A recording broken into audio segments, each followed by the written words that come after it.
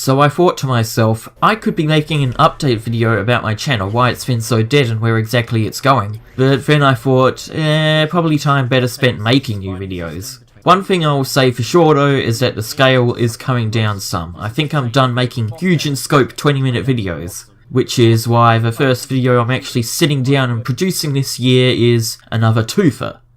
Alright, so South Park, considered by many to be the defining show of the last generation and a half. I'm not one of them. I mean, don't get me wrong, it's big, and I liked it a whole lot at one point, but it's actually not one of my regular ports of call. The last episodes I really remember watching as they came out were the Mysterion two-parter, and the Everything is Shit two-parter. From my understanding, that sets me up kind of well for Fractured but Whole, but not Stick of Truth. At least in terms of storylines. When it comes to humour, it's definitely the other way around, and the part I was most dreading to find out about. So after recreating myself best I could right down to the dead eyes, I took on the role of a new kid in South Park, having moved in to get away from something. My dad eager to get me out of the house to make some new friends. My character was soon thrust into a giant medieval play fight between the humans and elves. That's Kyle and Cartman's respective factions. I gotta say, as old a property as South Park is, the old dog still has some tricks up its sleeve. When the intro walked Cartman's mage title into that of Grand Wizard, I suddenly remembered both why the show got popular and stayed popular, and also why it started seriously alienating my crowd in the last 5 years or so. It's a funny inversion, but it just leans right into it.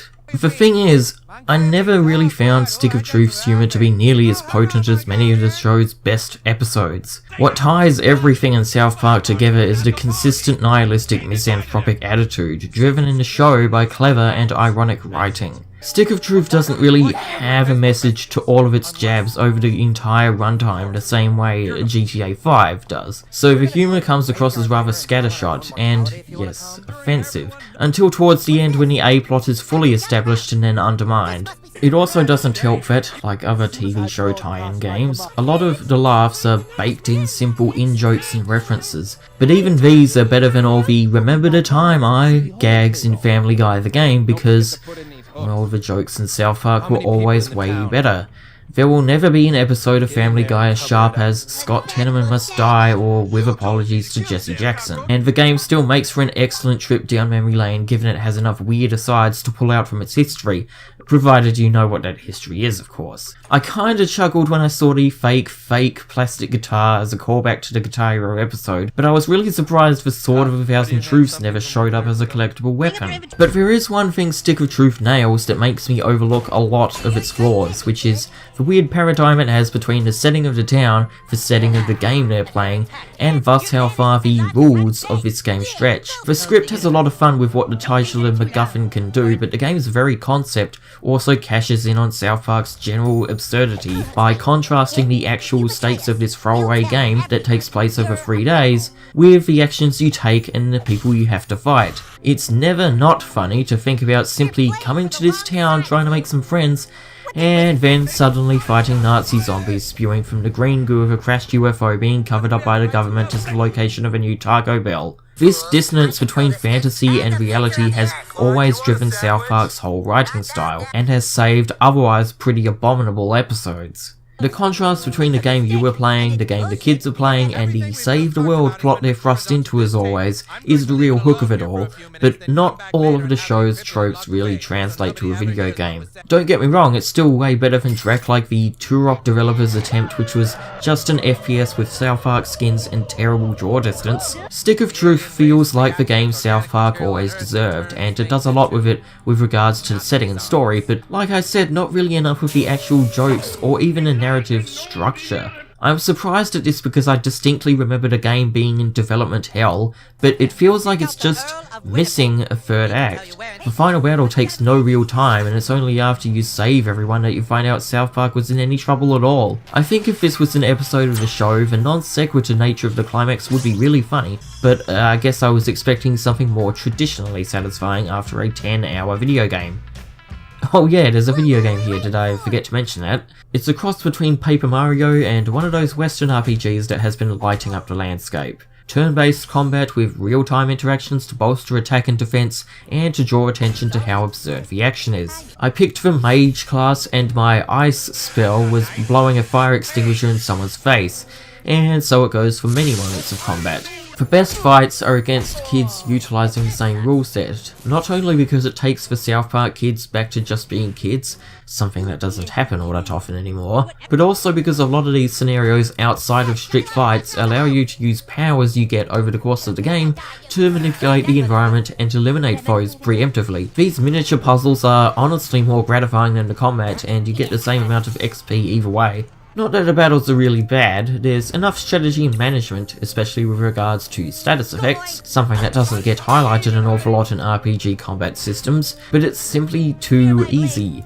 This was probably designed for an audience that hasn't beaten Untitled several times, but every time I died it was only because I was rushing when I was a little bit bored. And even with this mindset, I was disappointed the game didn't have much of a difficulty curve. You'll hit the reasonable cap of weapon damage and the definitive level cap fairly quickly, and by then your stopping power will be at absolute maximum, but your abilities will not, so it's unsatisfying in both ways. You can't grow in flexibility, and you don't have to grow in strength. And honestly, that's about it as far as describing the actual game. There are collectibles, side quests, optional bosses, but far away from the actual game, your mileage out of Stick of Truth is going to depend entirely on what you think of South Park, at least South Park from 2014 backwards. I'm a big enough fan that I got enough out of it. It may not be freaking sweet, but it's also not lame. It did enough to reaffirm what made me love it so long ago, and really, even with new shows like Rick and Morty taking their shots, there's one aspect of South Park which makes it stand out simply by nature, which is its contrast between its status as a mammoth media empire with all its spin-offs and its growing budget, and the very simple animation style it sticks to, at least in spirit, and apparently the quick turnaround of all the show's episodes. Going back through the director's commentary on some of their stuff, I'm amazed at how quickly Trey and Matt can throw together some of the most defining episodes of television. Whereas The Simpsons, biggest of them all, has been in freefall for basically a decade and no one actually, watches it anymore. If they were so good at making great episodes in a week's time, where's that sort of schedule for these games, huh? As such, 3 years later comes The Fractured But Whole. Clever. So our new kid is now king of the castle, but just before they're about to wrap up the final battle and win the game once and for all, everyone decides to swap to superheroes, and suddenly the new kid has to prove himself to the old South Park gang once again.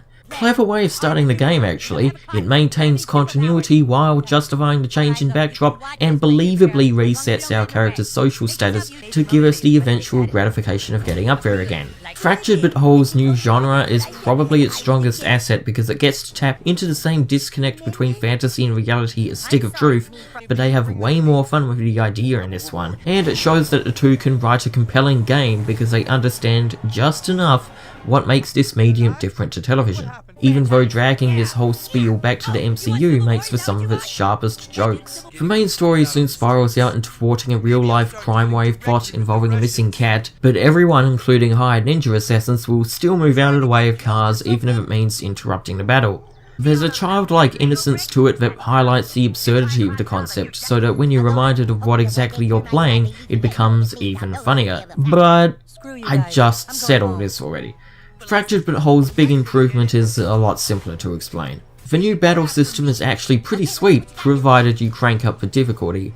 Honestly, even Diabolic didn't do enough for it, but weird and different as it is, it's still a vast improvement over the original. The hardest aspect to wrap your head around at first is the inability to attack with most abilities on the Y-axis, but once you understand Fractured's rules, you'll start unpacking all the decisions that come with the battle system. I find the mark of what makes good turn-based strategy is how many moves you have to think ahead by, and while this never goes beyond 3, there's still an involved process to a lot of fights, balancing prospective enemy movements with knockbacks and status effects to slow them down and minimize risk, learning positioning against the biggest enemy attacks. There's not a wealth of mechanics, but the margin for error is quite low, almost to a fault as some fights have gimmicks you might have to die against first just to learn. But when it works, it really works, and it makes for a tactical good time. Much of the game is ultimately similar to Stick of Truth besides that, although the retooled customization options are much preferred. The game is more open and has more general environmental puzzles you slowly unlock over time for new paths and secrets, so I guess this is also a Metroidvania. The fact the game doesn't seem to lock you out of stuff this time if you don't get to everything before advancing the story is much appreciated and makes the journey less tedious. The new crafting system is half cool and half superfluous, but the overall experience on paper is still another romp through the wacky Colorado town with a bunch of kids playing a game that goes bigger than they realise. But around 3 hours in, I had to confess something to myself. It's a weird timeline we live in when I get to say that the licensed South Park game from 2017 was a slept-on, underrated thrill ride and one of the better games of the year. I honestly forgot to keep taking notes because I just got sucked in. I was having so much fun. I don't know, the combination of the cool battles, the humor, the progression system, which is like a Lego City Undercover except not completely terrible, the design of the pure play experience being surprisingly intuitive and engaging. I was spotting treasure chests from miles away and going, gimme. And the pure atmosphere of the license meant the game had me by the balls. The game is just oozing with a lot of little cool moments, and because the humour isn't in-your-face references this time around, it has a lot more room to pace itself and write original material, and they do a damn good job of capturing the absurdist mindset of the show without recycling absolutely everything. And some of the things they do recycle, they actually update really intelligently. And some of the jokes are just really tired and played out. And I'm not even talking about the fact that both games are based around a new kid's magical farting powers. Apparently the writing is strong enough to carry something that stupid, but not some of the race jokes. Look, I don't know why the two of them thought they could act out the entire game by themselves, but maybe if they'd hired more voice actors, we wouldn't have to hear Trey putting on a bad Asian accent for the 100th time, or play several celebrities who all sound exactly the same.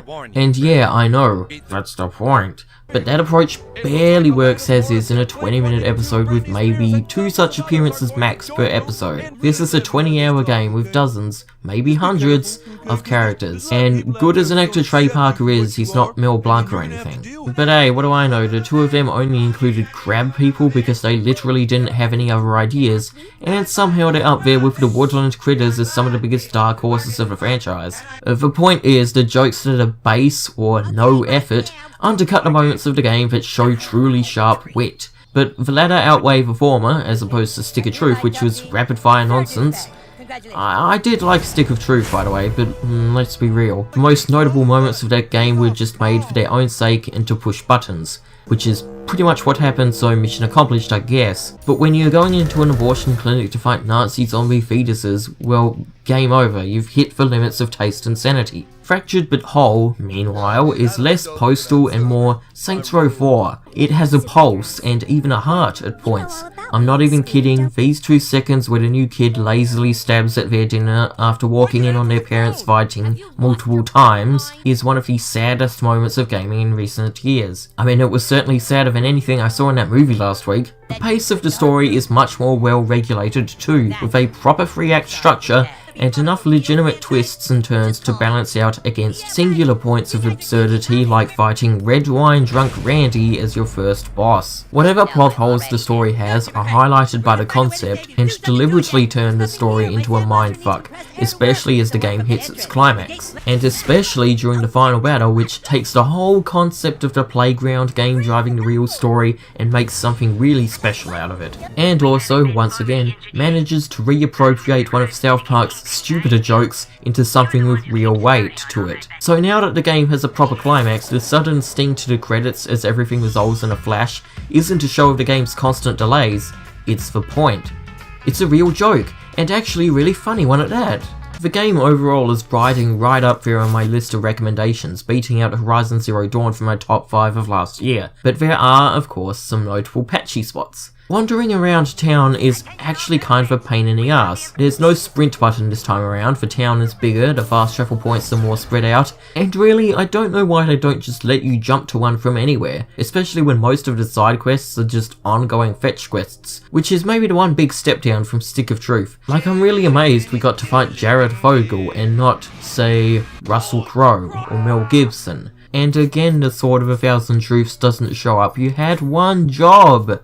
The boss battles are all engaging, tightly designed, and tense to just the right degree, but some of the street encounters aren't anything more than time wasters. Considering this game staggers your artifact upgrades very badly, by the end game there's no reason to fight these enemy mine battles. It's always worth getting to the best battles, but even then I can see people getting more bored than I just with the fights. This isn't XCOM or anything. The atmosphere is still carrying it, but it's not style over substance, it's just kind of repetitive game design, which is more common and way more acceptable because it meant the direction of the game was on point. And that's the thing, the game's flaws, while enough to drag it down from truly brilliant, are all obvious snags found in many games with visions less unique, vibrant, and just plain fun than one in Fractured. The game's ambition is still notable, and while I'm shy about spoilers, places the writing goes were often very funny and occasionally surprising, to the point of playing with the medium almost as much as some other game.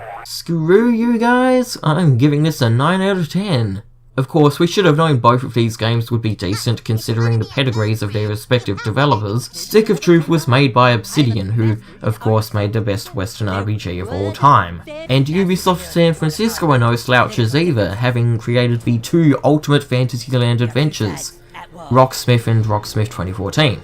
Who knew a music game developer straying from their established franchise could design an inspired game? Now if only they would fucking release Moonlight Shadow already!